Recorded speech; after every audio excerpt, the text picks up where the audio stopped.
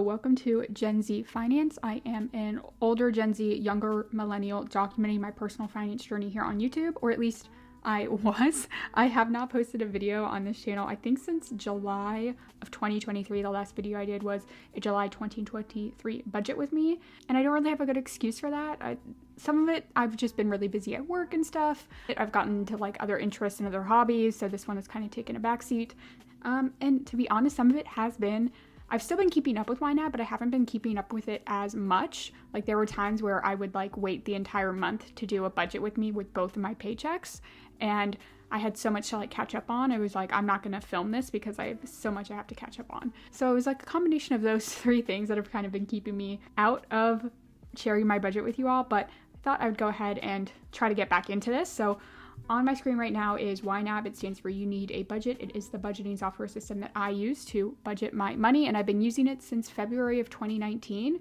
So for a while now, it helped me get out of $28,000 of student loan debt, and now I've kind of focused and shifted into just saving and investing a lot. So with I think that good intro and recap out of the way, let's just jump right into it. It is my second paycheck of April. I get paid bi-weekly. I'm going to go ahead and enter in some transactions into my YNAB account and then budget out my money. So first thing we're going to do is come here to my credit cards. This is where I do the majority of my spending.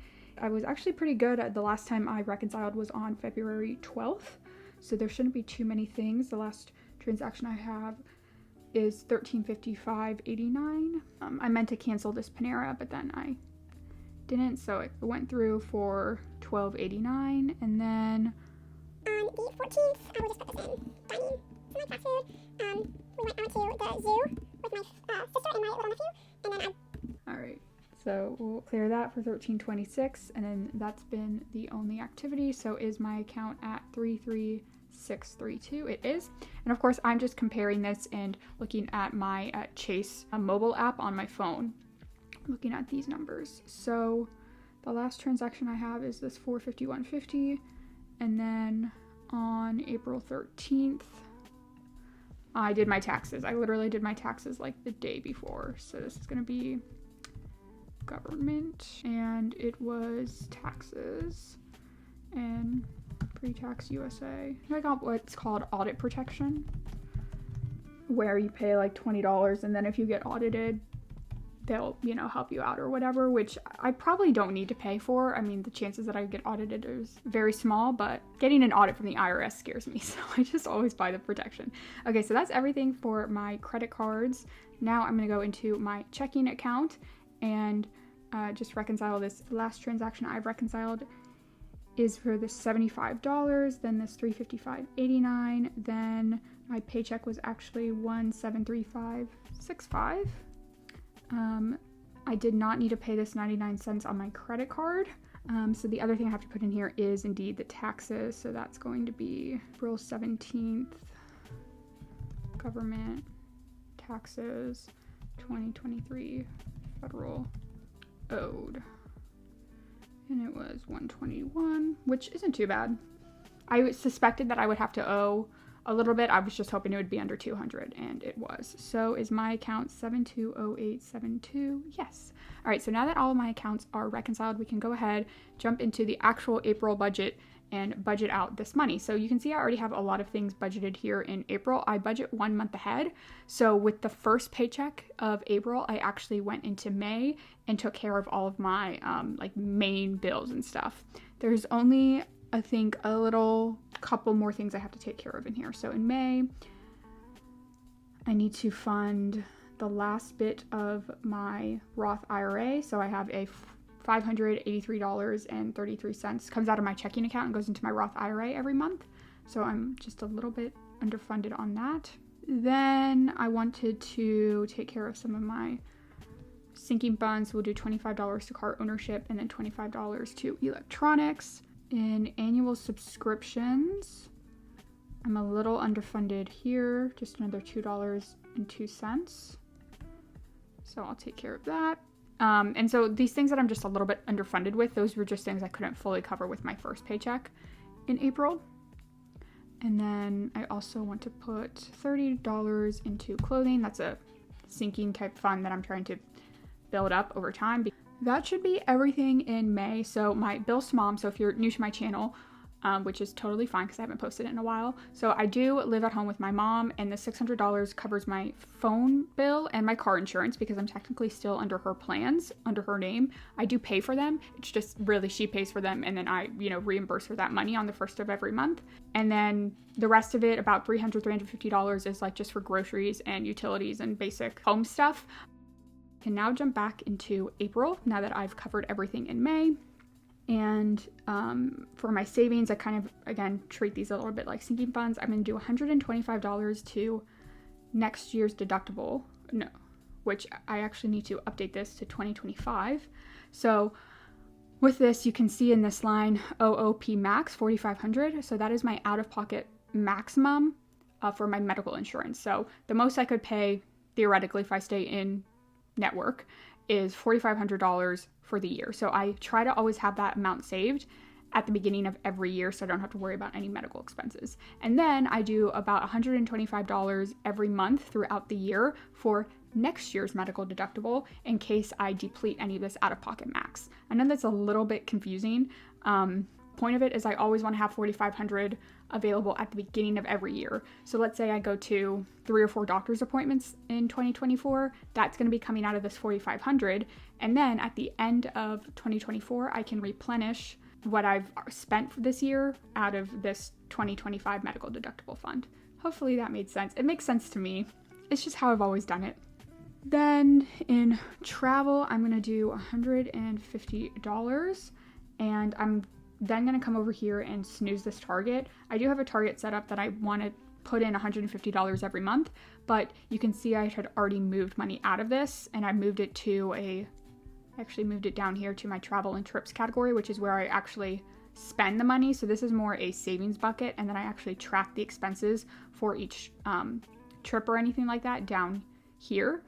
So that's why it's saying like, oh, you haven't actually put in the $150. I did, but I also had to spend $451 from it. So I'm going to snooze this target just so that it doesn't show as yellow. And that is a nice YNAB update that they've put on all of their target features recently. I think they came out like a month ago, 2 months ago.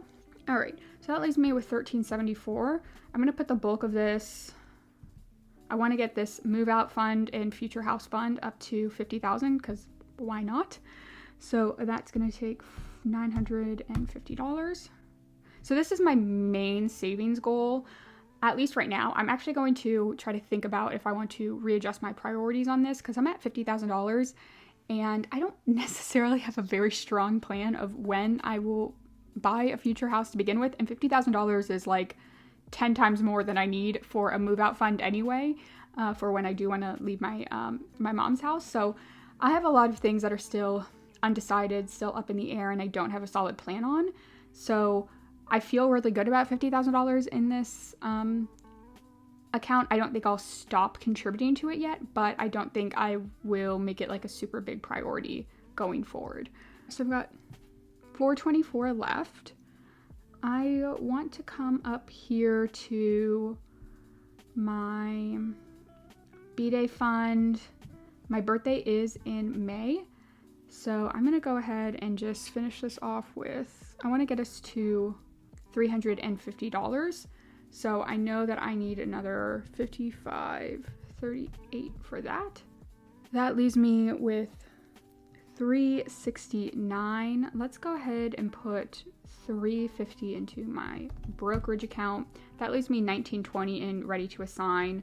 And I don't know exactly what I'm going to do with that yet. I'm going to keep that there for now. With my 2 overspends, so with this dining out, I'm gonna, actually let's view all. I'm gonna cover this dining out from my don't spend it all in one place. So like I said, I give myself a bucket of $200 at the beginning of every month, and I just put it in this don't spend it all in one place, and then I can spend that money within any of these categories. So I always just move the money that I'm overspent on in one of these categories from don't spend it all in one place. And then the last thing that I'm overspent on is my taxes, which I know about. I'm not going to do anything to cover that for now, just because that money is actually going to be coming from my business account. I haven't made the transfer yet from my business checking account into my personal checking account. I had the taxes come out of my personal checking account just because that's what I've set up with the IRS, but I have a business checking account that I just need to kind of reimburse myself from.